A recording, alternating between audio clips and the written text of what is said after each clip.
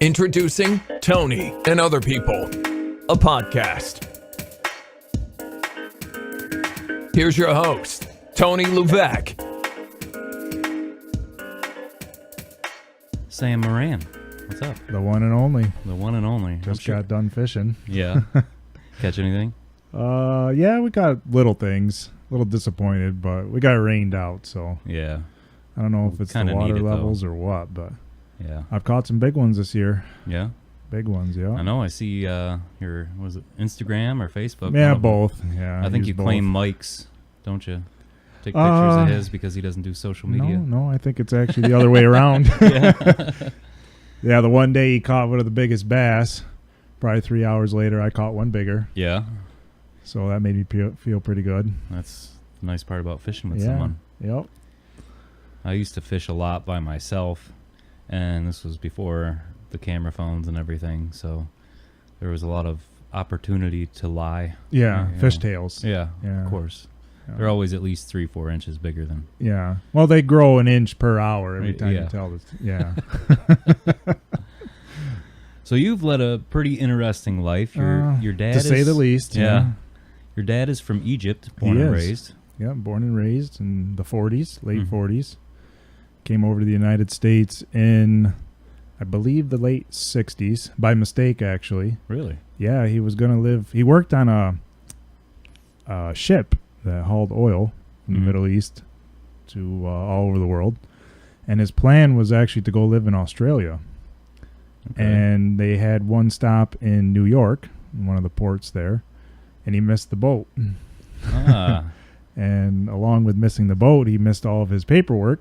Oh, no. So he was detained for being illegal and whatnot. But again, this was the 60s, so Yeah. things were a little bit easier. Yeah. And he worked his way to citizenship, and not too long after that came me, Yeah. about 20 years later. So how did he end up way up here? Well, he, again, like I said, he worked odd jobs to get his citizenship, and he eventually went to trade school or technical school in Philadelphia, Pennsylvania, and just worked for various companies or whatnot, raised some funds where he went into real estate, bought real estate in Philadelphia like in the 70s, Mm-hmm. and the market there quadrupled or whatnot, sold all of his properties, and he bought a tractor trailer, Cool. and he used to truck latex up and down the East Coast, and Beaver Falls was a big stop during the mill days here in the North Country. And when he used to come down 177 from 81, he stopped into a restaurant in West Lowville where my mom was a cook. Really? And he ended up What restaurant? buying, well, it was called John's Grill at the time. It burned down Yeah. not too long after I was born. Did your mom have anything to do with that, or? I don't know. We'll have to ask her. I'm not sure. But yeah, he fell in love with the area, Mm-hmm. and obviously with Mom. Mm-hmm.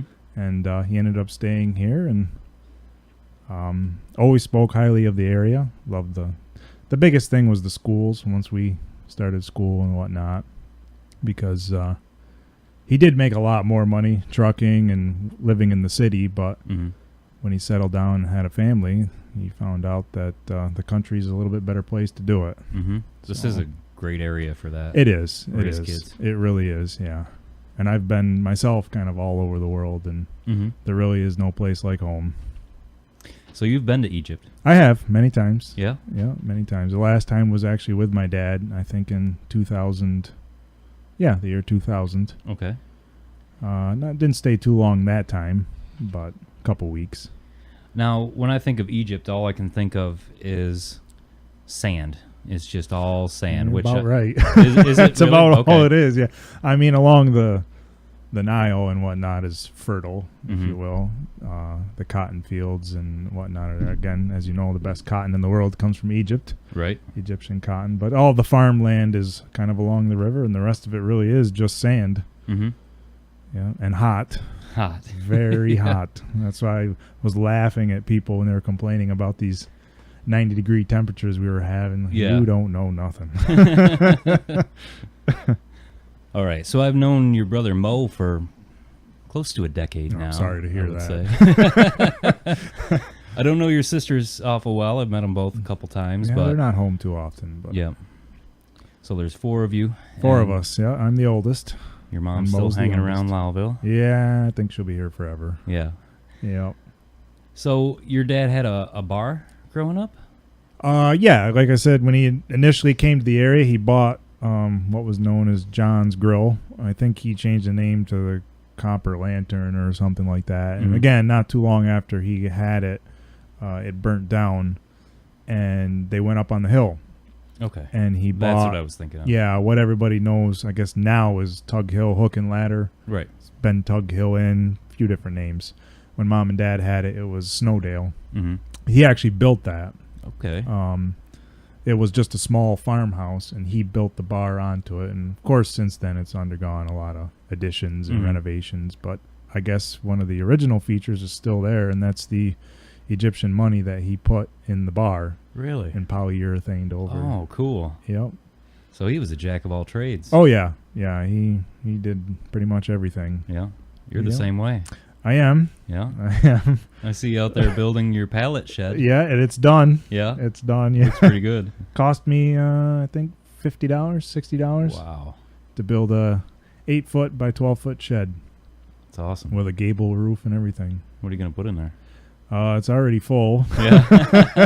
It's got my riding lawnmower and lawn equipment. I was going to put my snow sled in there too, but there wasn't enough room to drive the mower in and out with that in there. So I kind of screwed up on my calculations. But I'm sure your mom is glad to have you home. Yeah, she's already filled the garage with her garage sale stuff. Yeah. So, Oh. all the space that I saved is gone now. Yeah.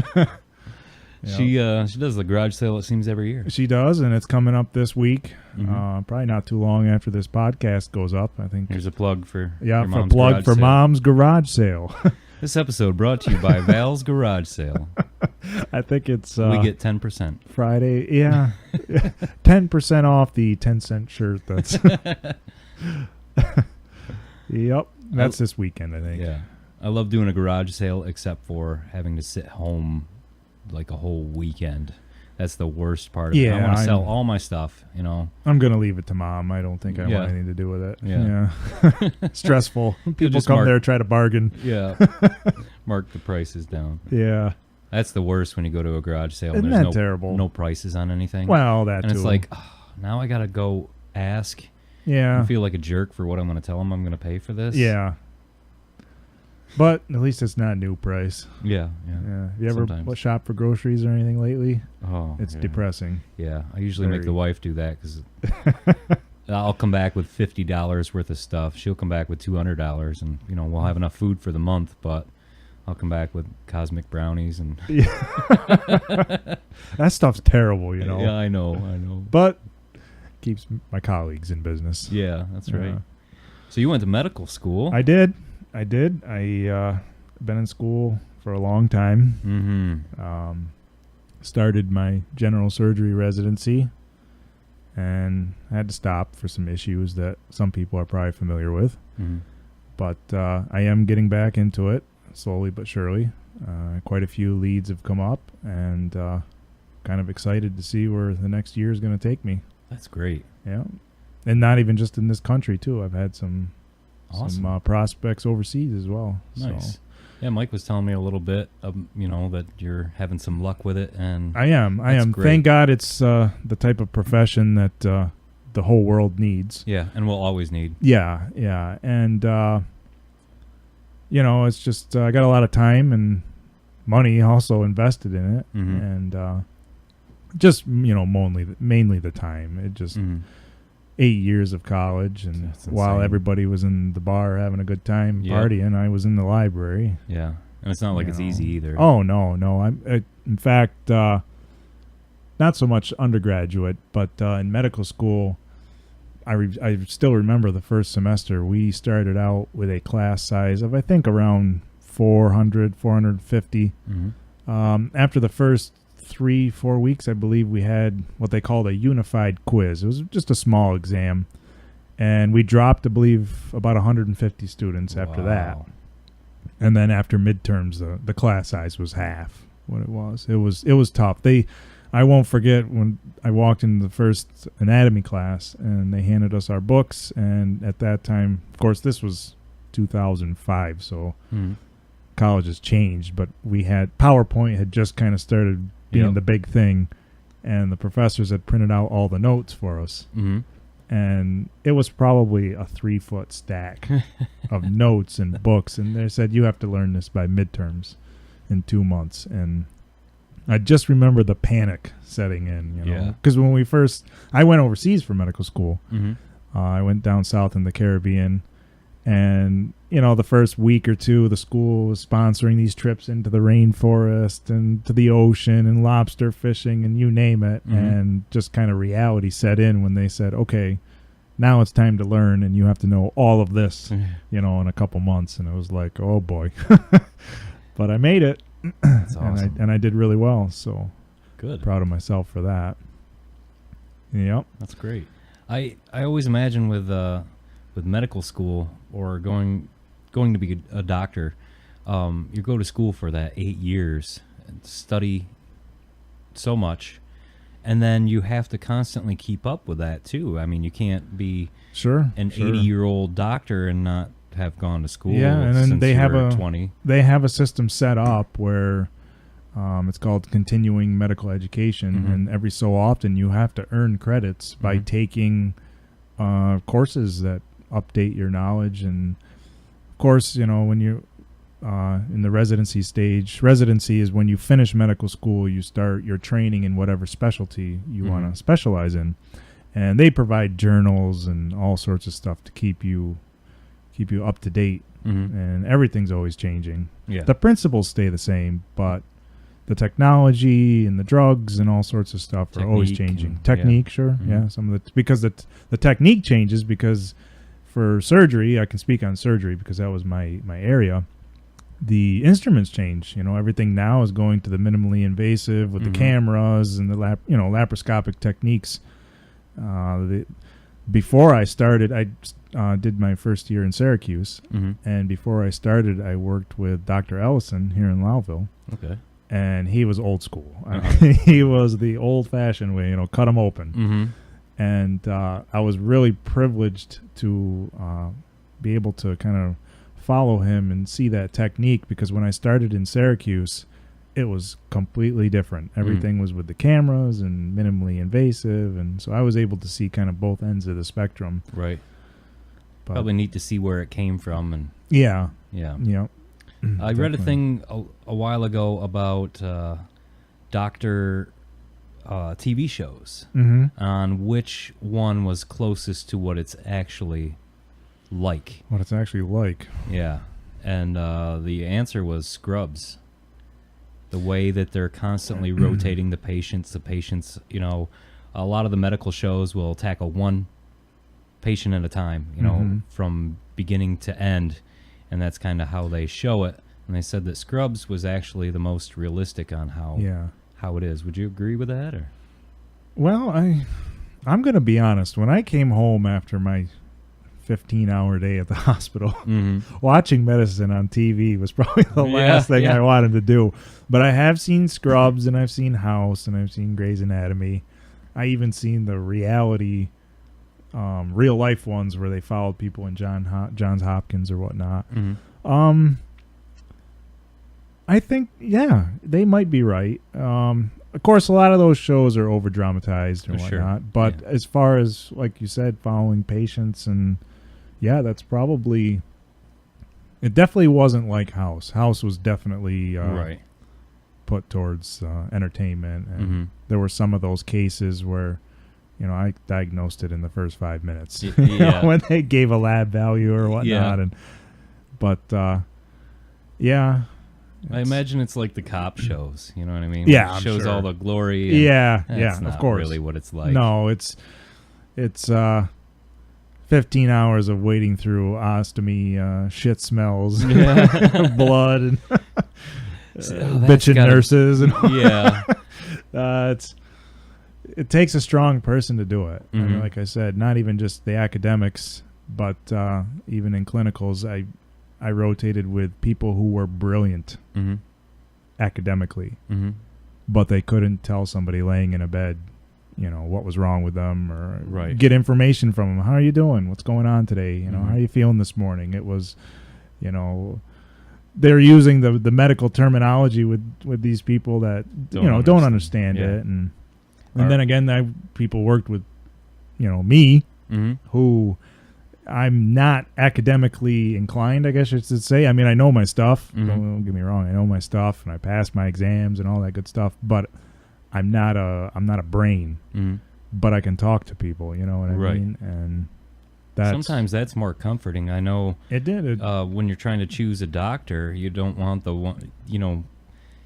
You would think that you would want the smartest doctor out there, sure. but when you're actually there in the office, you want the one that's personable and Of course, yeah. who can shoot you straight. Get along with you. And, yeah, I never had a problem with getting along with my patients. That's really the big thing I miss Mm-hmm. right now is just taking care of people. Taking people from us. Everybody's been ill, Mm-hmm. and we know how we feel when we're sick. It's a terrible feeling. Mm-hmm.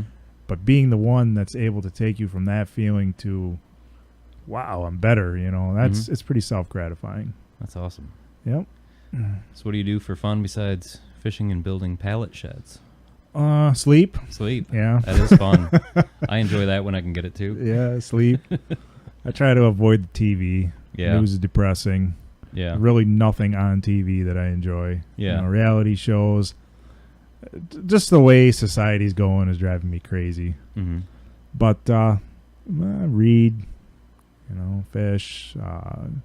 I'm always using my hands. I think whatever keeps my hands busy, I'm into. I'm tinkering with engines and all sorts of stuff in the garage, and just like taking stuff apart. Yeah, taking exactly. That's why surgery was so fitting for me. I just, I always got to stay active. I'm not the type of person that can just sit down and do nothing. Mm-hmm. So I don't think we've ever talked about it, but you used to call me all the time at the radio station. I did. Yeah. And I don't think we really talked about it much after you stopped calling me. But some days, I love my job, but some of the calls you get and the people you have to deal with it just makes you sad for the state of humanity. So there were many days that your phone call made my day. Well, I'm glad. And I laughed so hard, and I'm sure me sending you out a song helped your day out. Well, that was one of the things I wanted to tell you was that I wasn't sure at first if you were going to get them. Mm-hmm. I wasn't sure if they were going to go through. Mm-hmm. I only had that 4-second interval where the best part where of I could quick leave a message. And once the first time you came on the air and you had heard what I said, oh, this is going to be an everyday thing. And it really brought me out of the dumps too, because where I was and what I was going through was just terrible. Mm-hmm. And hearing the familiar voice and it just kind of brought a spark back. So I'm trying to think of the Mike used to tell me to send you out a song, Porter Wagner. The guy in the bucket truck. Yeah, the guy in the bucket truck. Tell her lies and feed her candy. Yep. Yeah. Yeah. And then Elaine, that worked up there in the kitchen with me, she couldn't stand it. Yeah. She couldn't stand that classic stuff. So yeah. The more you played it, the more I was happy. Oh yeah. I get a lot of people that half of my listeners love the Wednesday show more than anything in the world. Yeah. The other half of them hate it with a passion. Well, There's like I said, it's the way society is. Yeah. It's changing, Yeah. Maybe that's, you ought to see what age group that. It's hard with radio, with demographics. I mean, with the streaming, that's one thing you can kind of track, but, and I love it and I hate it that I have no way of knowing how many people are listening on their radio. There's no possible way. Yeah, that's true. To figure out how many people are listening on a regular radio, not with the streaming. Yeah. And like Tuesdays, I don't take requests, and a lot of times I don't get any phone calls at all. And it really messes with my mind because you're sitting in a booth all by yourself, talking to a ton of people, but you can't see them. You're talking to yourself. Yeah. And with zero feedback. And that's the worst. I thought about killing off the Tuesdays with no requests and start adding a request hour, but I'm a man of stick habit. To your guns. Yeah. But yeah, it is weird because, and then these are the fair weeks. Last week was Lewis County. This week is Boonville. And I actually get to go out and meet people that listen. And it renews me every year because of the compliments I get. Let you know who's out there listening. And it's neat to know that people listen. Well, when I heard you were saying that you were live broadcasting or whatnot on Facebook, and at that time I didn't have my phone, obviously, and I thought, boy, I wish I could watch it. And then you had said, I think it was Doug Ho said it was like watching paint dry. Oh, boy, I couldn't stop laughing. Yeah. I stopped doing the Facebook Live just because, I'm boring. It's a line up all my commercials and my songs and then hit play. Yeah. And then wait for 4 minutes till the song is done to do my next thing. What kept me going with that is the interaction with the people. I would do it during request hour so they could, talk to me a little bit and ask questions. And I gave a few tours of the studio with a shaky cam, I had a lot of people that liked it, but I didn't care to do it. Yeah. I've never done it. Yeah. Probably never will. Yeah. What am I going to show? We'll see. Life is long. Yeah, that's true. You'll be in maybe surgery. We can maybe I can do it fishing or something. But then again, I don't want to give my spots up. So yeah. They have to remain They could triangulate undisclosed. The banks. That's just it. Somebody will use the GPS and figure out where I am.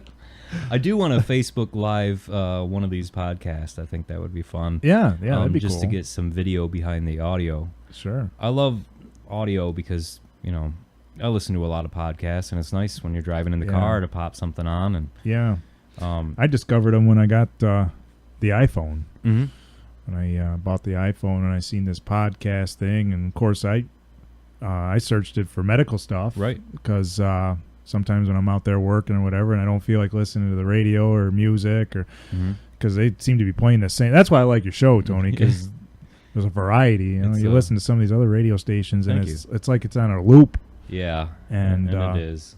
But yeah, I throw medical lectures up there. There's everything on there. It's crazy. Yeah, anything you want to learn about.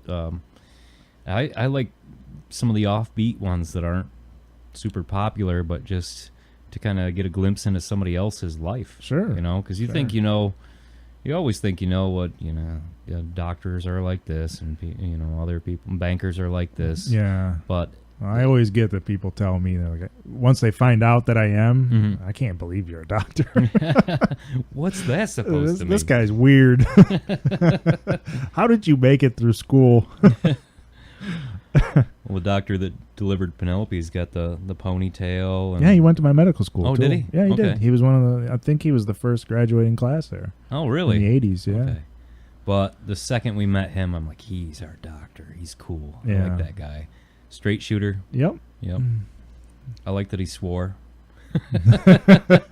I should come in the operating room. I just can't trust people that don't swear a little bit. You gotta have. If you were awake during your surgery and heard what was going on in there, just the music and the talking and the discussions, and that's the best part of it. Yeah.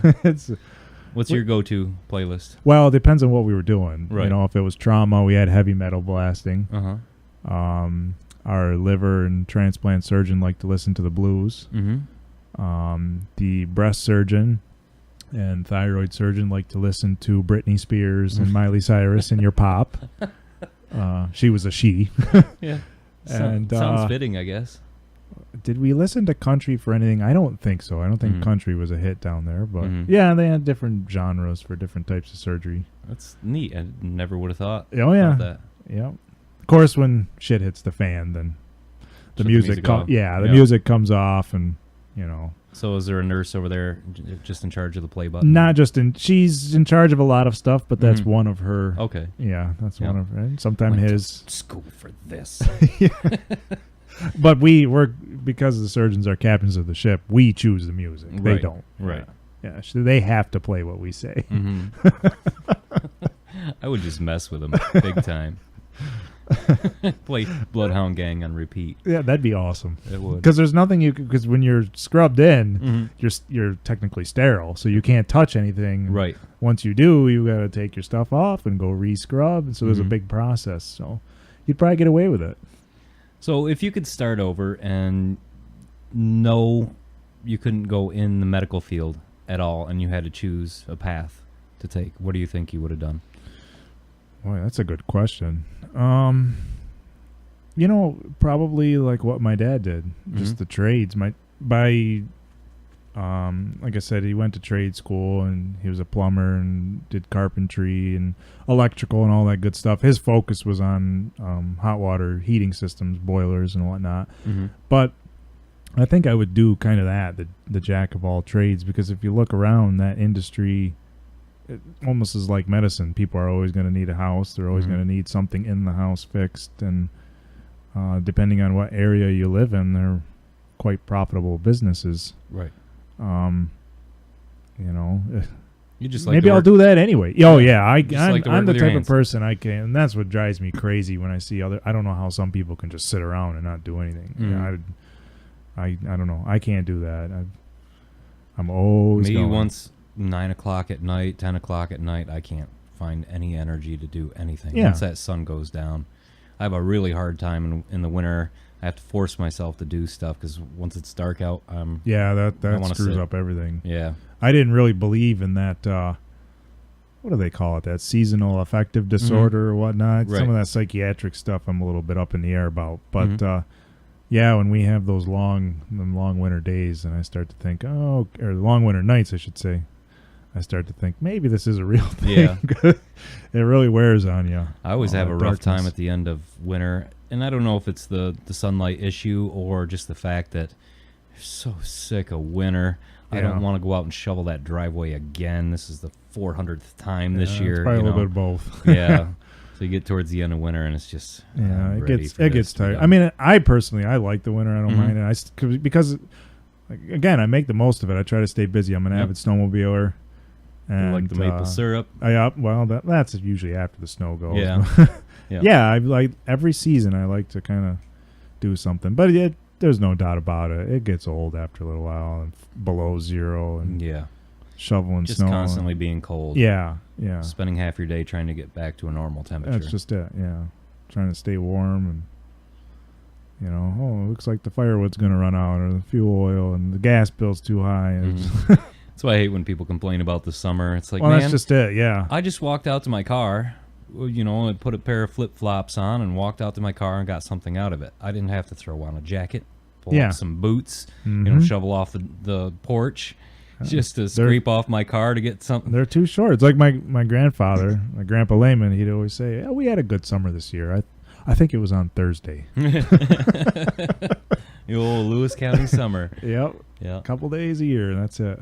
And every summer is different, and every winter is different. It seems to be kind of like this one's dry, and I think last year was wet, wasn't it? Yeah, horrible. Yeah, yep. And then the year before that, I think was dry. So it seems to be an off and on. I don't know. I'm not a climatologist. Yeah, maybe that's another option for you. Nah, a lot of politics. Come on, do it all. You're not a fan of politics? I am. I never used to be. But kind of lately, the last few years, I have gotten into it. You don't. Some people, they don't think it has an effect on their lives. And I used to be one of those people. And believe it or not, it really does.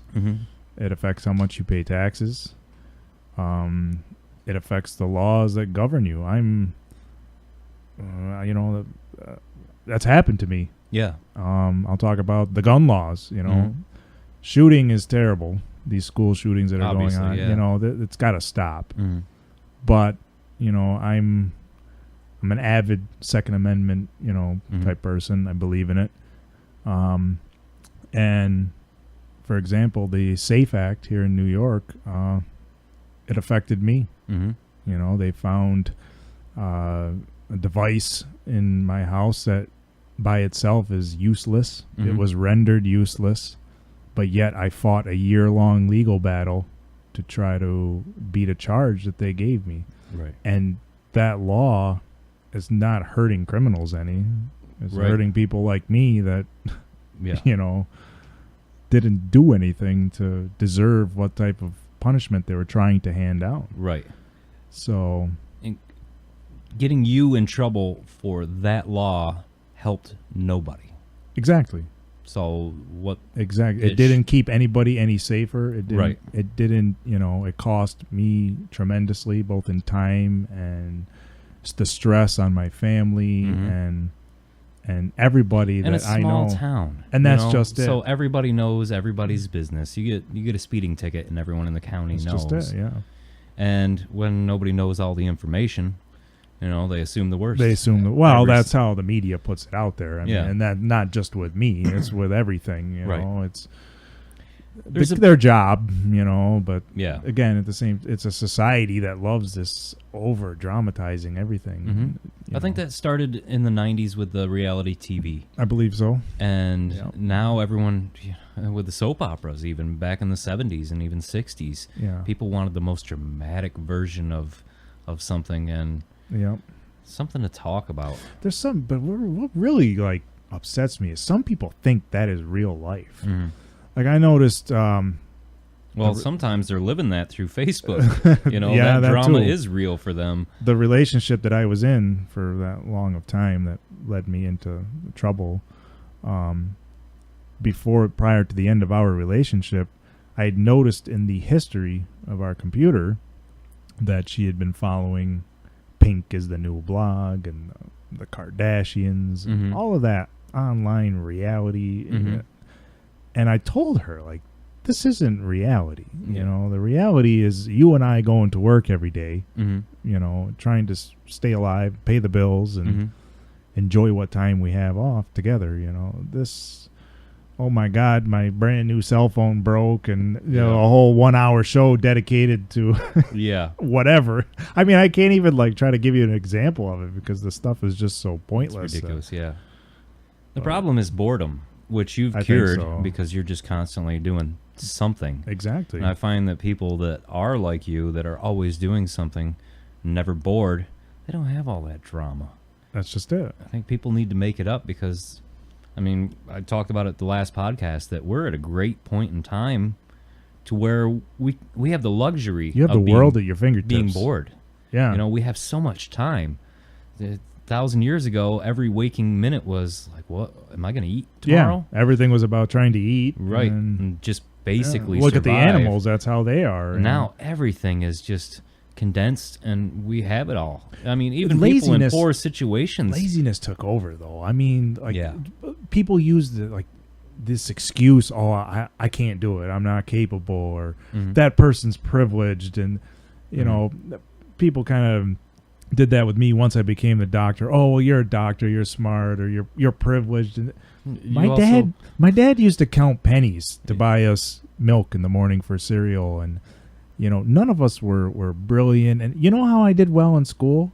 Because when I came home, I worked for my dad's business for a couple hours, and then he made it our job to go home and do our homework and read our books and memorize the material and do the best we could on our exams. And that's what I did. It didn't come naturally. I'm not a smart person naturally. It comes through hard work. And that's what drives me crazy when I see some of the, a little bit the younger generation, or if you will, or even some of the other, those of our age and whatnot. Just, you're privileged. Get off your ass and do something. Yeah. You know what I mean? And again, that's why I stay busy. And, I had a psychiatrist friend who sat down with me when I came home the first time. For your listeners that don't know, I was in prison for 5 years. I caught my ex-girlfriend cheating on me, and I beat the guy up that she was with a softball bat. A couple swings to the ribs. That's all it was. But that story, that alone right there, I'm fairly certain that 95% of the public is like, okay. You know what I mean? Most people that I told about it were like, I understand. Wow, yeah. Yeah. Yeah. Well, I did. I caught her. Obviously wrong. You shouldn't do that. No, I'm not advocating for it by any means. No, don't do it. Trust me. But every guy out there is like, yeah, okay. Yeah. I came home to it. I literally left the hospital. I was still in my scrubs and operating room attire. We had dinner reservations that night, and I come home, and there she is with him. And him and I duked it out, if you will. I won the fight, so I sustained the charges. And after a 1.5 year long legal battle. I ended up with 5 years in prison and 3 years on parole. And during part of my parole time, a female individual called the authorities anonymously to tell them that I was sitting at home armed to the T with AK-47s and whatnot and was up to no good. And without a warrant, they come to my mother's house, tearing it apart, looking for these weapons and whatnot. And they found a clip for a gun that wasn't even mine. They found it in a room that was not occupied by me. Right. The gun didn't exist. The gun did not exist. The clip was disabled. Mm-hmm. It couldn't hold bullets. It couldn't fire bullets. It was memorabilia. It was military memorabilia that didn't belong to me. It was in another room. But I sustained the charge, and the person that made that baseless accusation wrote me and told me she did it.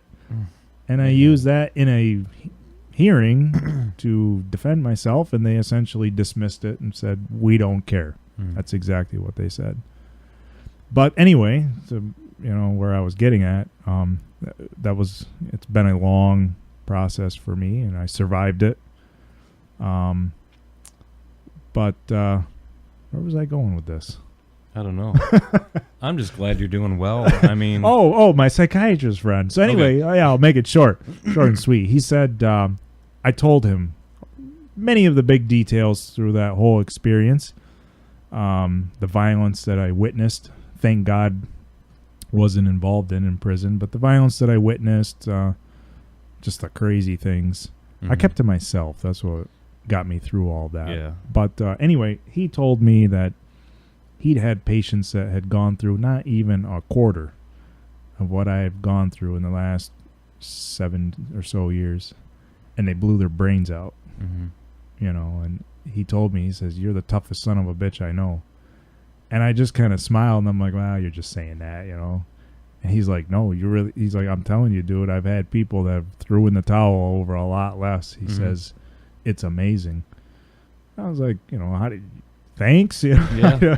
I mean, I just take a day at a time. Well, that's how you're gonna back to where you were and further. You know what I mean? Just optimism. Yeah, it goes a long way, and you've got determination. So I look at it this way: I've been at the very bottom, so there's only one place to go, and that's up. And you've also got an appreciation because you've been at the bottom, of course. So you know what the bottom is, and you know that things can always be worse. Sure, of course they can. I can't imagine the things you've witnessed in the last however many having years. To eat slop and just some of the I met some of the coolest people in the world the last few years where I was. And I've also met some of the biggest scumbags you'll ever meet, in life. Just like you need to be here, you know. Yeah, but, not in my cell. Yeah, but it's not even. Honestly, Tony, I don't know how much you want me to get into the politics, but with corrections, it's a lot of it's a daycare business. I wasn't in a cell. I was in a medium security facility because I had sentenced less than 7 years, and I was essentially in a big open room with 50 or 60 office-type cubicles. The wall was probably separating each cubicle was probably 3 foot high, and in the very back or very front of the room, if you will, is where the officer sat. One officer for the 60 of us, and he sat up on a kind of an elevated platform so that he could see everybody. But that's what it was. It was like a college. They called them dorms. It was a college dorm room. We had more TV channels than I got here at home. We had TV, we had cooking appliances, we had very clean restrooms and laundry rooms where we could do our laundry. And the state really does give a lot of stuff to give these guys an opportunity to better themselves and get decent jobs. Yeah, sure, when they get out.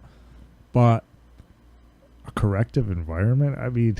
It was college, man. It was like college without the booze and the chicks. And the booze was there if you want to find it. Yeah. People made it. But, that's why, but again, it was dangerous. People made weapons and you had your gang feuds. And you didn't want to be on the wrong side of anything. Exactly. But what I found, both with inmates and the correctional officers, was you treat anybody with respect and they give it right back. And that's why I survived. And you're likable, so that always helps too. That's kind of it too. But I didn't. Oh, I'm not gonna stab that guy. He's a nice guy. I'll get this other guy. And gives me honestly, looks. the doctor thing too kind of earned me respect in there too, because a lot of guys respect that. If you have a skill or knowledge, or they really do look up to you. Some of these guys just don't. They lack that drive or that influence in the street to do well. Right. They get caught up with the wrong people and do the wrong things and go where they go. But well, it's got to be a nice equalizer for people like that they see you. Sure. That you succeeded. You did all this with your life, and yet you're in the same place that they are. They can succeed, and they can go on to do great things as well. So it's got to be nice to be an inspiration for people that need it more than most. It was. And a lot of these guys, like I said, they're not real, they're not like the true criminals from way back in, in the 70s, where people were killing people. And I mean, murderers and rapists and whatnot, they're there. The ones with the big sentences are in your maximum security prisons. And I'm not speaking for them. So, those are where people are in cells and granted, it is a lot. Yeah, they're a lot more dangerous. But in these medium security facilities that, what we called the cookie cutter facilities, because they all look like each other, that popped up like popcorn in the late 80s, they really were just like, college campuses where the state really is. An adult daycare. Yeah, where they're trying to, they have the opportunities for these guys to rehabilitate themselves, but the fault is in both because the guys lack the drive and the state doesn't push it. Right. It's all down on paper where it looks great. Oh, these guys are going to, they don't push it. I've seen some of the teachers in the vocation classes fall asleep and sit at their desk doing puzzles. And, it's terrible, too, because then they got guys sitting there where they could be professional welders and electricians. Right. And do really, people that really need help getting their life together. And that's where I told some of these guys, too, listen, that's not even my field, but I know people that do that, and they do very well.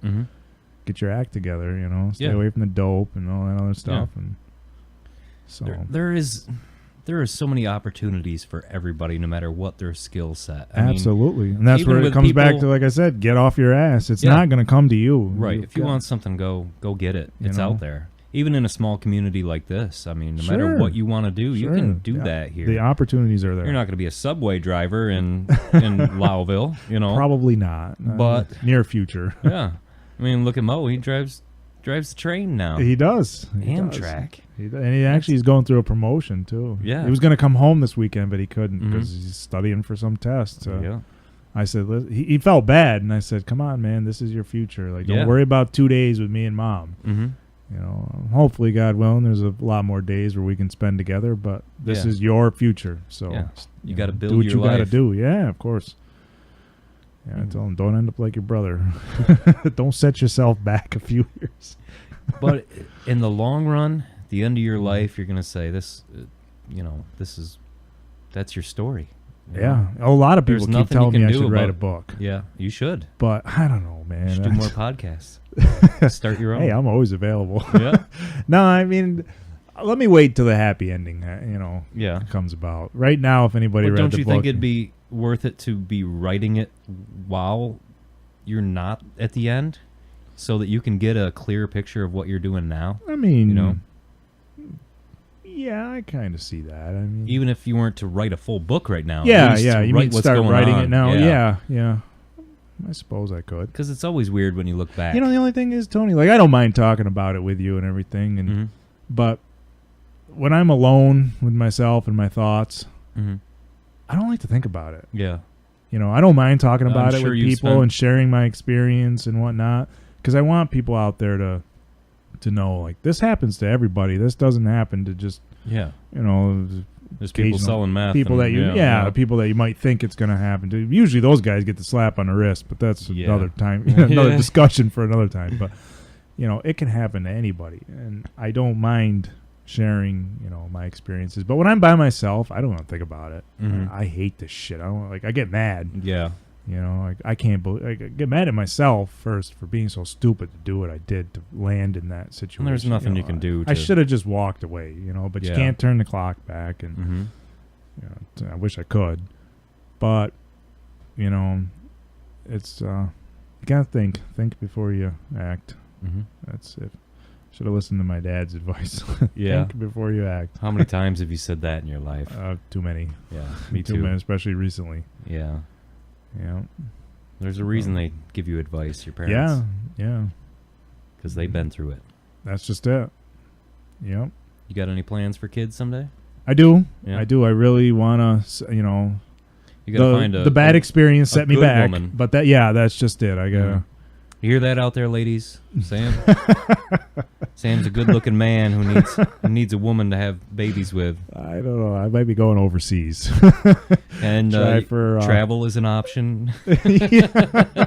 Trying to sell this for you, man. Yeah. Well, Go see him at the garage sale this weekend. Yeah, I'll be there. Pushing the shoes and the tools. And the 32 pants. Yes. Yeah. Oh, yeah. I saw that online. I'm I, interested. Mom's posting stuff online already. Yeah. Oh, those She's 30. excited. They can't be. If they're mine, they were probably from high school because Yeah. that's a size I have not seen in a while. Yeah, that'd be high waters on you. Yeah. It'd be the Huckleberry 34. Finn. It depends on the brand. You ever notice that Oh, yeah. some brands fit Yeah. better than others?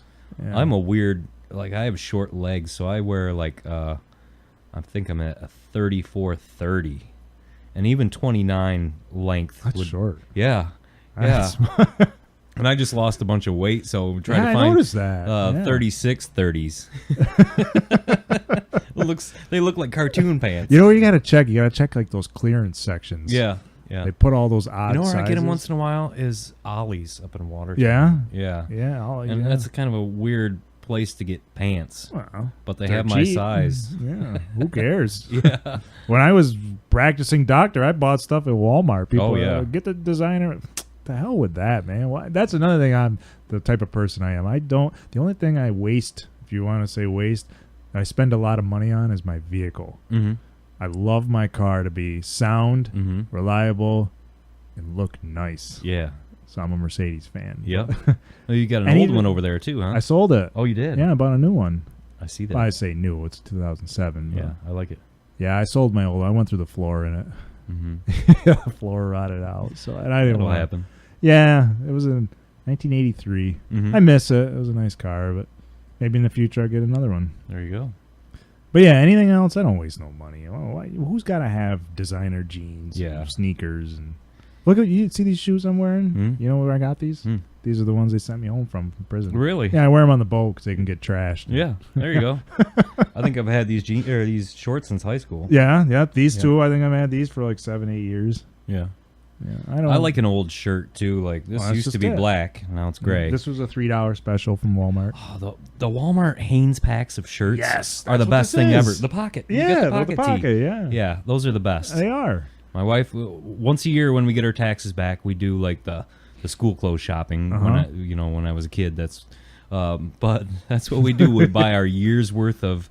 All right, I need socks and underwear. I need another couple pairs of pants, and I'll go to Walmart and $100. I have what I need for the year. Absolutely. And she'll go online and shop for this and that. Nah, I don't care. Yeah. I've got, when I lived in New York City for the last 2 years in medical school, obviously New York City is one of the fashion capitals of the Mhm. world. So I used to go to like some of those designer stores, and I bought a few shirts here or there. And you know where they are? In my closet, Mm-hmm. collecting dust. Yeah. Because number one, I'd look like a fool if I wore them in Lowville, you know? And it just, these are just so much simpler. Yeah. They're so much better. In high school, I wanted to look cool, and I never did. Never succeeded I was in a that. nerd. Yeah. You know what I did? Oh, I don't mean to cut you off. no, but I want to hear this. I used to, you know, them suitcases at the airport, the carry-ons that roll, they got the Mhm. handle.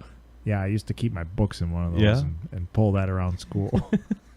I was a nerd, man. That's awesome. Isn't that crazy? Yeah. Because I didn't want to go to my locker every class to get a different book. Uh-huh. I always thought the coolest shirts were the polo shirts that had the zip up instead of the button up. Yes. They're like down to the nipples, Yeah. and I don't think they were ever cool. But and the Jinko jeans. Do you even see them anymore? Yeah. No, they I haven't. disappeared. Apparently nobody Probably for a bought them reason, except for Tony. me, Yeah. and I still have them. Wear them with pride. Yeah. I used to try to look cool in high school and never succeeded, but 100% of how I dress now is this comfortable? Does this fit right? That's all I care about. That's all that matters. Try to look professional. I'll button up a shirt, but yeah, I'm a fan of. Well, there's a time and place for it. This is how cheap I am. At the end of when they're starting to put the summer clothes out at Walmart and they have the long sleeve button-up shirts. Yeah, get them for then. Dirt cheap. Oh, yeah. I buy them, and I go over to my mom's house because she sews, and I have her cut the sleeves. That's exactly what I... Oh, I don't go that far. If it's a long sleeve shirt, I'll keep it that way. Yeah. No, I have my mom tailor them a little bit. Mm-hmm. Let them in or out, because the Walmart stuff tends to be like a little bulky. Whereas some generic, some of the designer stuff is like cut a little bit more to your body and whatnot, but it's not hard to make your, because those shirts, that's what they are. They're like made in Thailand or whatever for child sweat labor. Yeah, for 3 cents a piece. Yeah, you know what I mean. So it's not like their quality's any better. It's just they are sewed a little different, or whatever. But. Yeah. I don't care. Covers this ugly body. That's all I give a shit about. And then in the wintertime, we completely covered anyway. All anybody sees is our coat and pants. I do have to tell you, though, I went over to your house. This was a couple years ago. I was hanging out with your brother Mo. And I turned around, and the cat must have just shit on the floor. And I stepped in it in my sock. And that's probably the worst. Puke, Tony. They have a bad puking problem. Yeah. They throw up all over. I remember the cat was sick, and he had mentioned that. Just watch out, you know. And I didn't watch out, and I stepped right in it. That's awesome. The worst feeling in the world. Through a sock. Through a sock. And your brother, the gentleman that he is, gave me a pair of his socks. Black Dickies socks. To this day, that's what I love to wear, because I put on that pair of socks. I'm like, oh. That's the one thing I'll splurge on, is I'll get those damn socks. Socks are they're worth it. Yeah. That's what I wear too, is the Dickie ones. I've got underwear that are 20 years old. What's up with this new fad where the underwear is like ultra tight but breathable? Yeah, I don't get it. Yeah, I don't either. Yeah. I don't have the abs to wear underwear like that. I haven't been a whitey tighty guy since I was able to, buy my own underwear. Well, when I realized that they were restrictive, I quit wearing them. Yeah. I like the ones that are halfway in between. So they're boxers. Yeah. But they hug the legs. Yeah. You know what I mean? Yeah, I got the a pair rest like is that. I think I'm wearing them now. Yeah. Let's see. No, they can't see them. This took a turn. It really did. See, folks? Keep busy. Yep. Just keep busy. Before you know it, you've gone through an hour of time. Yeah. We're almost there. Are we? Want to try to make it to an hour? Let's do it. Yeah. As long as people aren't bored with me. Well, we can't tell anyway. That's true. You talked about that for a few minutes. See, I'm not bright.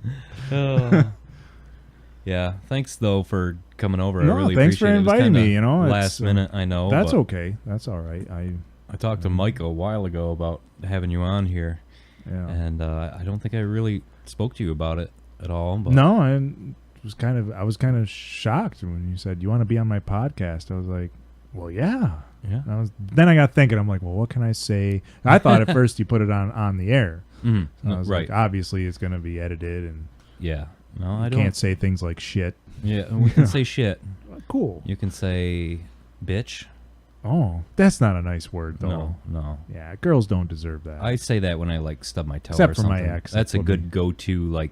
Hit your thumb with a hammer. Bitch. Yeah, the C word's bad. That one shouldn't be used. Okay, we won't. Yeah, not today. Maybe later. We'll stick with shit. Okay, that's a good one. I deal with that. Was a lot of what I dealt with. Yeah. In medicine. Yeah, I used to tell people these fingers have been up more assholes, and so it really doesn't bother me. I mean, I could have a sandwich after somebody takes a dump in front of me. I'm not saying do wash that. Your hands first. Yeah, well, of course. Yeah. I had a chief resident one time in med school. He stuck his hand up there to do what he had to do, and he was double gloved. No, he was single gloved. Mm-hmm.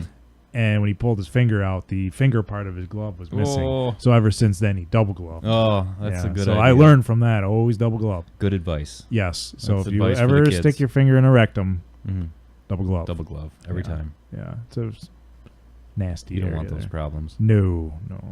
A lot of blood vessels there. Blood vessels carry the dirty stuff. Mm-hmm. So, there's a little nick or tear. Why are we talking about this? We're trying to fill out that hour. I don't think it's worth it. Right, scaring people away. Hello, there's probably people listening intently, enjoying this conversation, and they get to, what is going on? Yeah, well, you ought to hear us in the boat. Yeah. Oh well. Get me and my cousin on here sometime. Yeah, that would be a good one. That would be a riot. That would be a parental advisory sticker on most that one. the explicit lyrics or whatever. Yeah. I'll put that on. Mike's been on the podcast. Has he? Yeah. I did. I seen his name. Yeah. I spend way too much time with that guy. It's you. He's a bad influence. Yeah, but I love the guy, man. Yeah. I've never had more fun than the things he did for me during this last little stint that I had to go through. He was right there and voicing his opinion and trying to get me the help that I needed through the certain political aspects and he was just amazing. So Mike, he's weird. Weird guy. Yeah. Strange. I like Mike because he's right out there. He is. Unpredictable. And Erin, who plays in the band with us, she's like, I just can't get Mike. You get him. You talk to him about this or that. How do you not get Mike? It's all there on the surface. I heard if he doesn't like you, he will he's let hog farming, right? Yeah. I heard Erin loves these hogs. Yeah. I heard she's a big fan of them. She loves the hogs. Yeah, not as much as I do. Every time we drive by the old state road, want to stop to the hog pen? Let's see how they're doing. Yeah. Oh. And you don't eat pork? No, I don't touch it. I know we were gonna have ham for dinner tonight. I'll pass. And I said no, I don't want to cook that, and because I had that experience with your brother, I invited him over one morning for coffee, and I just made a pound of bacon, and he walks into the house. He's like, "What is that god awful smell? What is wrong with you?" And I didn't know that he didn't eat pork, and he's like, "Oh no, that stuff is gross." What? I don't understand it, but to each his own. That's just it. But I was respectful. I didn't cook the ham before you could have if here. you wanted to. It doesn't bother it lingers me. in this house. It's just as long as it doesn't go in my stomach. I make deviled eggs. It smells like a fart for 3 days. That's the sulfur. Yeah. Nah, that stuff doesn't bother me. And then that's another thing with the world. Everybody's so easily offended and they want their way. Doesn't that suck? Yeah. I don't eat it. But you know what? It doesn't bother me. As long as it ain't going to... You want to eat it in front of me, you go right ahead. I hope you enjoy it. I hope it tastes great. It doesn't bother me.